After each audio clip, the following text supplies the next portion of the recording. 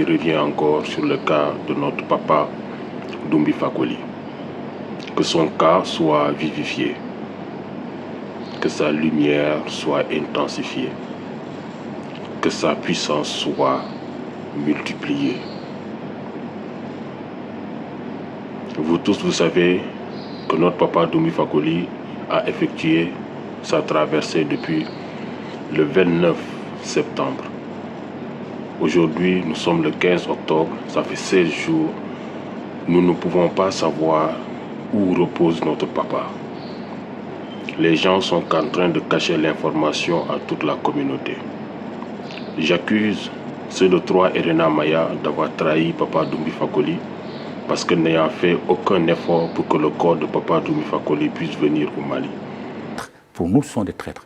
Ces Africains-là sont de véritables traîtres. Donc c'est ça qu'il faut aussi dire à nos enfants. Je ne sais pas, mais j'en suis presque sûr qu'ils n'ont fait aucune démarche auprès des autorités pour que ces autorités puissent aller récupérer cette icône mondiale qui a eu la chance de naître sur la terre de nos ancêtres, la terre de Kama, et plus précisément au Mali. Malgré qu'il y a eu beaucoup de divergences, mais c'est le plus grand soutien intellectuel qu'a reçu les autorités de la transition. Assimi Goïta est venu pour rectifier. C'est pourquoi le livre est intitulé La rectification acte 1. Donc depuis Modibo Keïta, le seul chef d'État qui est en train de redonner au Mali son honneur, de le réinstaller à la place qu'ils n'ont jamais dû perdre, c'est Assimi Goïta. Comment, en quoi faisant? Assimi Goïta. Oui. Mais tout simplement, on voit que l'armée monte en puissance, même si certains le nient.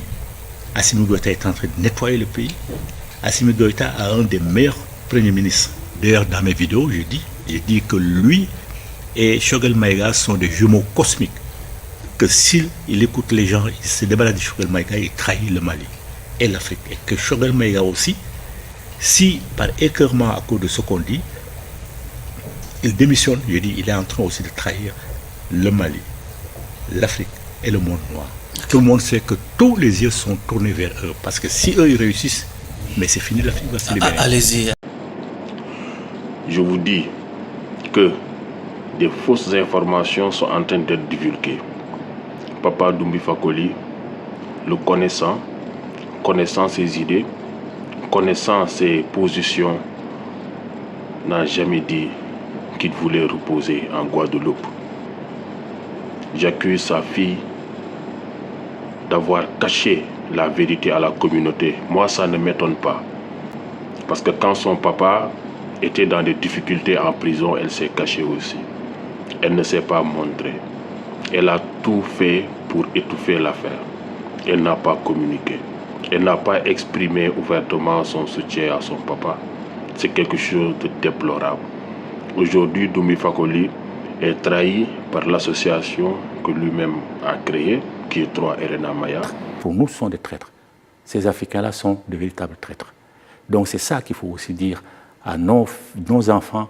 Est trahi par sa fille, est trahi par son entourage le plus proche.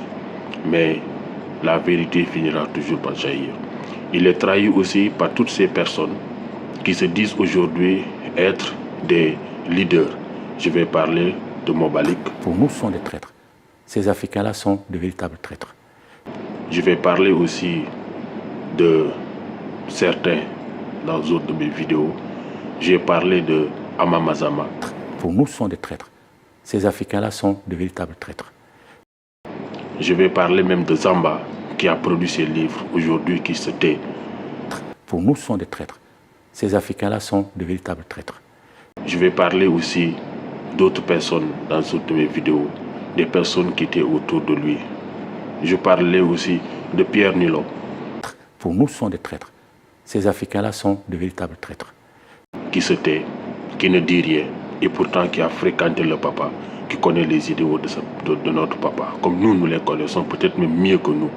Mais ce sont des gens qui se taisent d'un silence de traître, parce que ne voulant pas avoir à être rapprochés quoi que ce soit. Moi, je me dis que nous n'avons pas besoin de leaders comme ça. Il y a un temps pour agir il y a un tas pour trahir. Bientôt, le temps d'agir va finir. En tout cas, la trahison est actée. Donc, je demande à toute la kamitosphère de faire des libations pour donner de la puissance à Papa Doumbia Fakoli. Et je vous invite à la libation mondiale que nous organisons le 8 novembre 2024 à 12h heure GMT.